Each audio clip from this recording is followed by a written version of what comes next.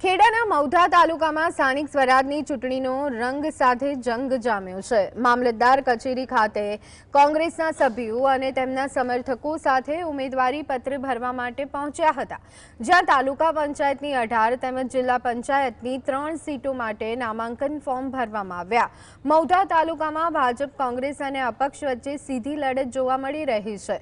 પૂર્વ ધારાસભ્ય ઇન્દ્રજીતસિંહ મૌધાએ ભાજપ પર આક્ષેપ કરતા કહ્યું છે કે આ વખતે કોંગ્રેસ ભાજપને સત્તા પરથી ઉખેડી અને સ્થાનિક સ્વરાજની ચૂંટણીમાં જીત મેળવશે। આ પબ્લિક લોકોની પરિસ્થિતિ ને જે એમની દુર્દશા કરી છે એ જોઈને લાગે છે કે આ વખતે ગુજરાત રાજ્યમાં જે સ્થાનિક સ્વરાજ્યની ચૂંટણી છે એમાં કોંગ્રેસનો માહોલ છે।